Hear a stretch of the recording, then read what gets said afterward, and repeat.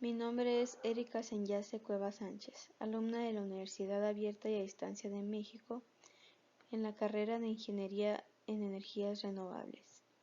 Actualmente cursando la materia de Energía en Edificaciones con la maestra Paola Elidet Rodríguez Hernández. El presente prototipo del anteproyecto de edificación sustentable corresponde a la evidencia de aprendizaje de la unidad 2, concentración solar y planeación. Introducción. En la actualidad existe una gran variedad de estudios sobre el cambio climático, las causas y consecuencias, así como las posibilidades para mitigar sus efectos al medio ambiente, comenzando con el uso racional de los recursos del planeta y el uso de las energías renovables. La eficiencia energética en edificaciones tiene el objetivo de reducir las ganancias de calor a través de la envolvente de un edificio, con el propósito de reducir la cantidad de energía necesaria para la refrigeración. Para realizar evaluaciones y proyectos de la eficiencia energética en edificaciones residenciales, se debe seguir la norma NOM 020 ENER del 2011.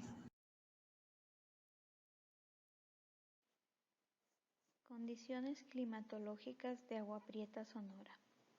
Durante el transcurso del año la temperatura generalmente varía de bajo 0 grados centígrados a 35 grados centígrados y rara vez baja menos de menos 6 grados centígrados o sube más de 39 grados centígrados. La temporada calurosa dura 3.6 meses, del 23 de mayo al 9 de septiembre, y la temperatura máxima promedio diaria es de más de 31 grados centígrados. El mes más caluroso del año en Agua Prieta es el mes de junio, con un promedio alto de 35 grados centígrados y bajo de 17 grados centígrados. La temporada fría dura 3 meses, del 22 de noviembre al 22 de febrero, y la temperatura máxima promedio diaria es menos de 20 grados centígrados. El mes más frío en Agua Prieta es diciembre, con una media bajo de 0 grados centígrados y alta de 17 grados centígrados. En Agua Prieta la humedad percibida varía levemente. El periodo más húmedo del año dura 2.3 meses, del 28 de junio al 6 de septiembre, y durante ese tiempo el nivel de comodidad es bochornoso, opresivo o insoportable, por lo menos durante el 3% del tiempo. El día menos húmedo del año es el 14 de marzo, cuando básicamente no hay condiciones húmedas. La energía solar de onda corta incidente promedio diaria tiene variaciones estacionales extremas durante el año. El periodo más resplandeciente del año dura 2.6 meses, del 14 de abril al 1 de julio, con una energía de onda corta incidente diario promedio por metro cuadrado superior a 7.5 kWh. El mes más resplandeciente en Agua Prieta es mayo, con un promedio de 8.3 kWh. El periodo más oscuro del año dura 3 meses, del 6 de noviembre al 7 de febrero, con una energía de onda corta incidente diario promedio por metro cuadrado de menos de 4.5 kWh. El mes más oscuro del año en Agua Prieta es diciembre, con un promedio de 3.6 kWh.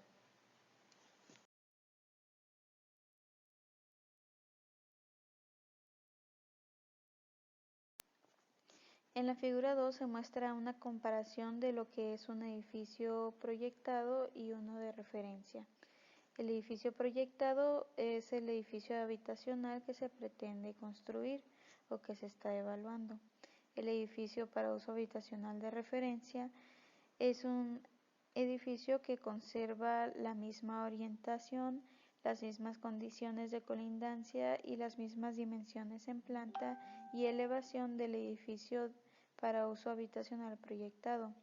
Es utilizado para determinar un presupuesto energético máximo con características del envolvente definidas en la norma.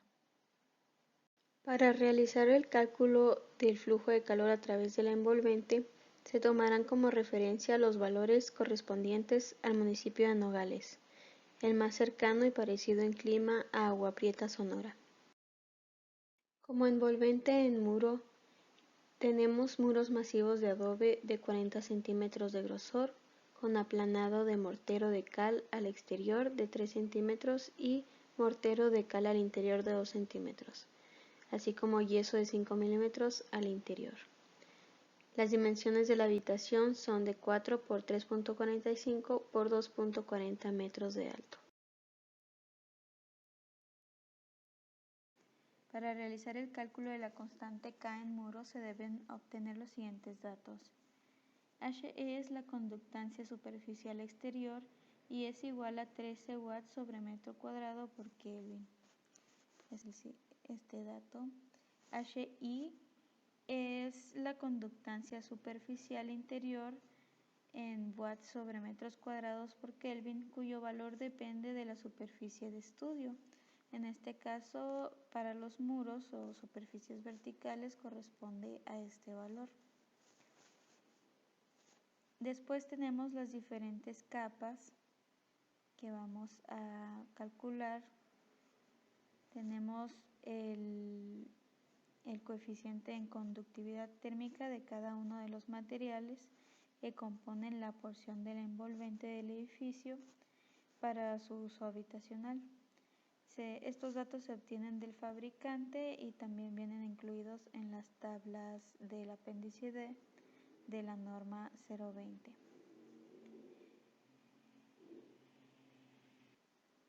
También debemos obtener el valor de L, que es el espesor de cada uno de los materiales que componen la porción del envolvente del edificio en metros. Por eso aquí el adobe de 40 centímetros de grosor está en 0.4 metros. Entonces, como lo indica en la fórmula, para calcular M, que es el aislamiento térmico total de una porción del envolvente del edificio, de superficie a superficie, se procede a hacer la siguiente suma: HE, HI, el espesor de los materiales y el coeficiente de conductividad térmica, obteniendo este valor.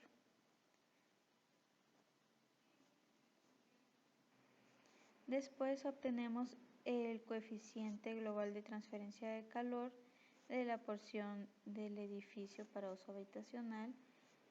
Esta es la fórmula: 1 sobre M, que es el aislamiento térmico total, y se obtiene el siguiente valor.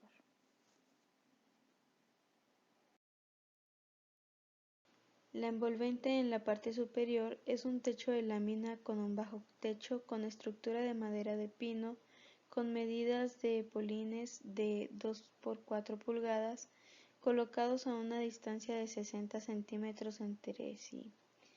Insolación de lana de fibra de vidrio de 8 pulgadas y tablero de yeso de 1.27 centímetros de grosor. Para obtener la constante K de la envolvente del techo, realizamos un cálculo muy parecido al de los muros.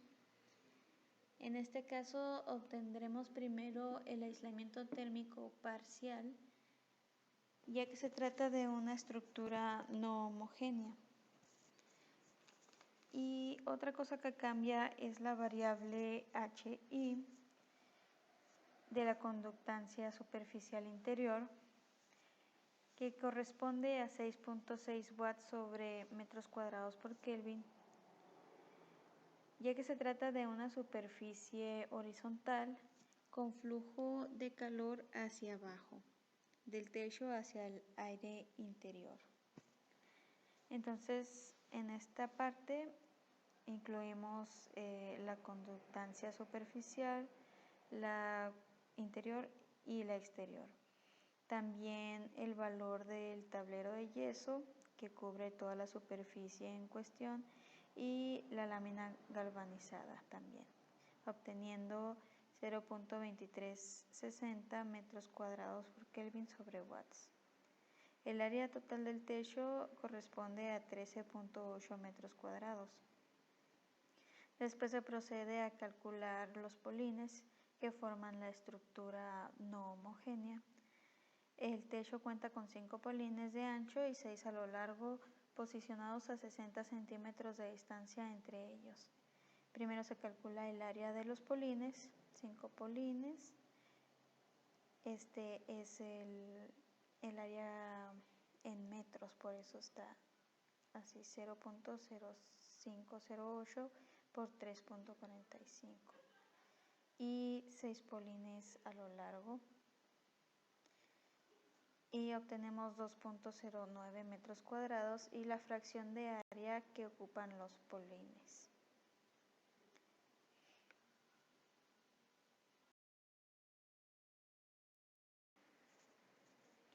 Una vez que obtenemos el área de los polines y la fracción de área que ocupan del techo, se procede a obtener el área total del aislante térmico que corresponde a la fibra de vidrio. La operación se hace con una resta del área total del techo menos el área de los polines sobre el área total del techo y se obtiene el siguiente valor. Entonces procedemos a calcular el valor de M, que es el aislamiento térmico total, y se hace de la siguiente manera. Aquí se incluye el valor del aislamiento térmico parcial y lo usamos para realizar la división de la fracción de área total del aislante térmico más la fracción de área de los polines sobre los siguientes valores. Después obtenemos el valor de K, siguiendo la misma fórmula de 1 sobre el aislante térmico total, obteniendo 0.5019 watts sobre metros cuadrados por Kelvin.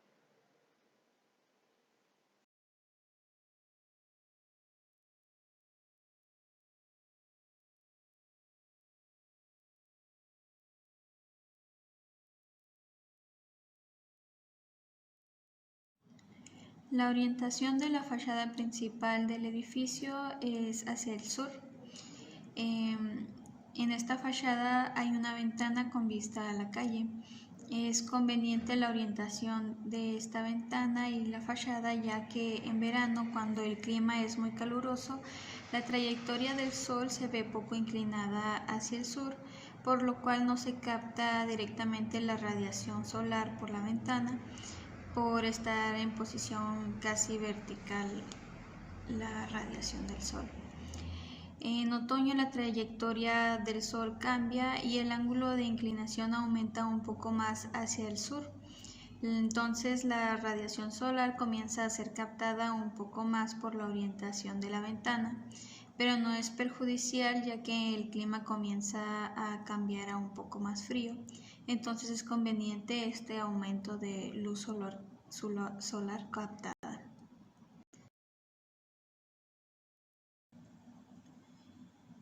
Para este proyecto se seleccionó un colector solar plano con fluido líquido con protección contra heladas para un caso de clima templado en Agua Prieta, Sonora. Los colectores solares planos son utilizados para el abastecimiento de agua caliente sanitaria, calentamiento de piscinas, calefacción y refrigeración solar. Normalmente se utiliza agua como fluido de trabajo, pero pueden utilizarse otros fluidos como el aire. Por eso existen los colectores solares de aire, que son similares, pero más simples en sus componentes y sirven para la calefacción del aire.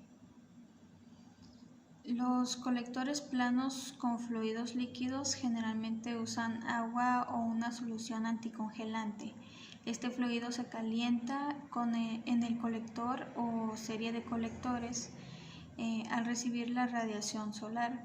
El fluido se dirige a un intercambiador de calor donde el absorbedor cede su calor a un fluido de agua, aire o una mezcla de agua y anticongelante, ya que existe el riesgo de las heladas. Estos mismos colectores solares pueden utilizar para refrigerar la vivienda en el verano, instalando una bomba de calor. También funcionan para sistemas de calefacción o un diseño combinado de calentamiento de agua sanitaria y calefacción, en el cual la energía se almacena en un depósito de líquido a temperatura alta y la energía se utiliza según se necesite para contrarrestar las cargas de calefacción y derivadas del calentamiento de agua sanitaria.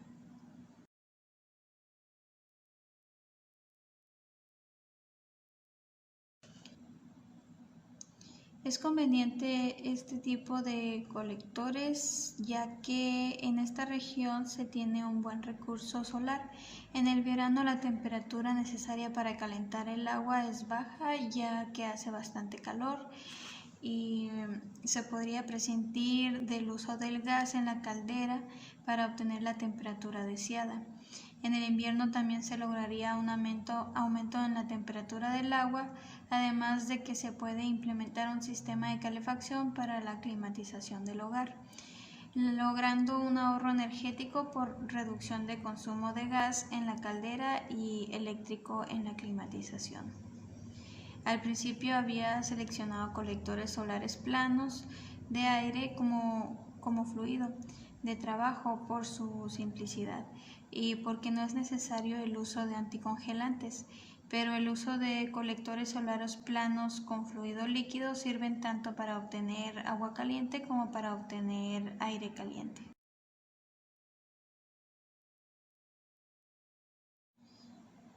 La ventilación natural para el caso de estudio se considera la opción más conveniente ya que no requiere energía para lograr el movimiento del aire en la habitación. La ventilación natural en este caso se obtiene por el conjunto del efecto del viento y el efecto térmico.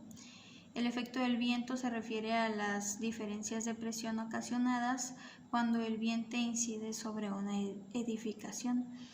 En la fachada donde incide el viento, conocida como barlovento, se produce una presión positiva y en las fachadas laterales y la fachada opuesta al viento, a sotavento, se produce una presión negativa. El efecto térmico es causado por la diferencia entre las temperaturas del aire exterior y al interior de la edificación.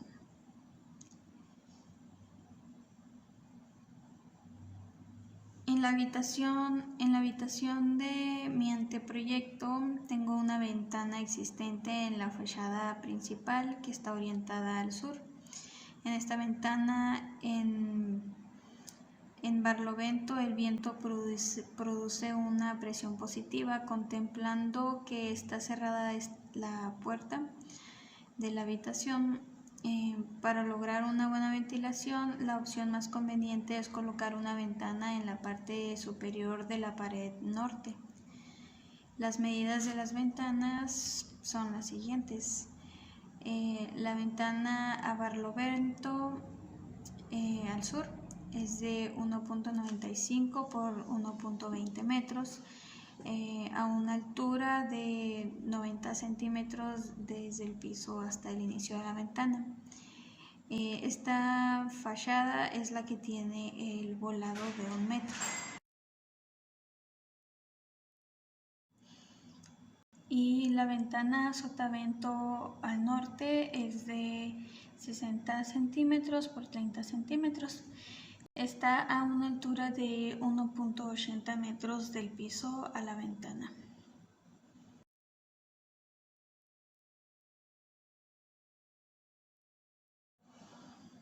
Esta configuración de ventanas en la habitación promueve una ventilación por efecto del viento y el efecto térmico en conjunto. El efecto del viento se logra por el viento que incide al barlovento, que produce una presión positiva, y en sotavento se produce una presión negativa. De esta manera se produce una ventilación cruzada por efecto del viento. El efecto térmico es causado por la diferencia de las alturas de las ventanas. Cuando la temperatura del aire al interior es mayor que la del aire exterior, el aire interior es menos denso, entonces se eleva y sale a través de la ventana superior. De esta manera, el aire que sale es reemplazado por aire del exterior a menor temperatura, produciéndose una ventilación cruzada por efecto térmico. La temperatura interior muchas veces es mayor por la concentración de calor humano, equipos en funcionamiento, iluminación o por actividades como cocinar. En este caso no es necesario aplicar estos métodos de ventilación mecánicos o forzados, ya que se trata de una recámara con pocos focos y equipos encendidos, con una o dos personas regularmente presentes y sin actividades como cocinar dentro de la habitación. No se genera gran cantidad de humedad, solo contemple una habitación.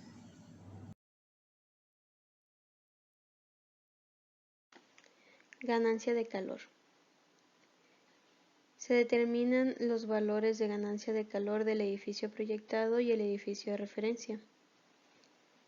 Para poder cumplir la norma, el edificio proyectado debe tener un valor menor que la del edificio de referencia. Una vez que se obtienen los valores, se procede a llenar el anexo A, de verificación de la envolvente de edificios residenciales para uso habitacional de la norma 020-N/2011. A continuación, para obtener los valores de la ganancia de calor total del edificio de referencia y el proyectado, utilicé la herramienta de cálculo de la NOM 020-N/2002. Introduje los datos de la envolvente del edificio y obtuve los siguientes resultados. Al principio pide los datos generales del edificio, así como la ubicación y la orientación de la fachada principal. A la derecha se muestra donde integré un nuevo sistema constructivo homogéneo que corresponde a los muros de adobe. El cálculo arrojó un resultado igual que el que obtuve anteriormente. El siguiente paso, como se muestra en las capturas, fue introducir un nuevo sistema constructivo no homogéneo que corresponde al cálculo de la constante K del techo, en donde también obtuve el mismo resultado que calculé anteriormente. Al lado izquierdo se introducen los datos de la lámina galvanizada y del tablero de yeso, que son aislamiento térmico que cubre toda el área del techo, y al lado derecho se ven los componentes de la madera y la fibra de vidrio que está de manera no homogénea por el área del techo.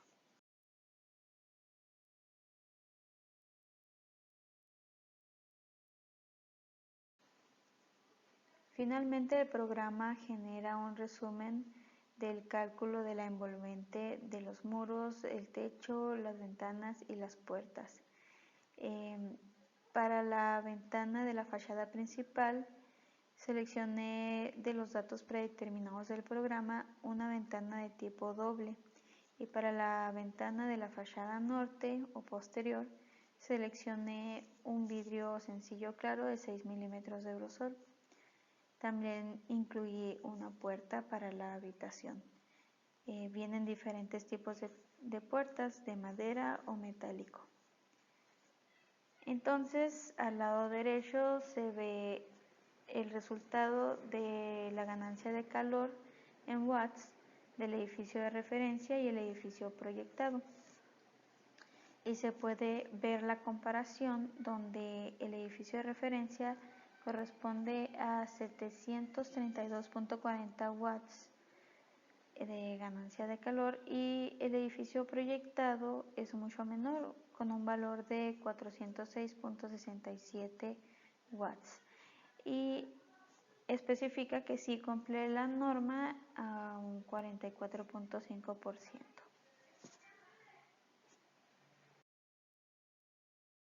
Una vez obtenidos los resultados anteriores, se puede proceder a llenar la forma del anexo A, que corresponde al predictamen de verificación de la envolvente de edificios residenciales para uso habitacional de la NOM 020 ENER 2011 para etapa de proyecto. A modo de ejemplo, llené los datos y también incluí los resultados sobre la ganancia de calor. Así concluye la descripción del anteproyecto de edificación sustentable de una de las habitaciones de mi casa. Finalmente incluye las referencias y materiales consultados para la elaboración de este proyecto. Muchas gracias por la atención brindada.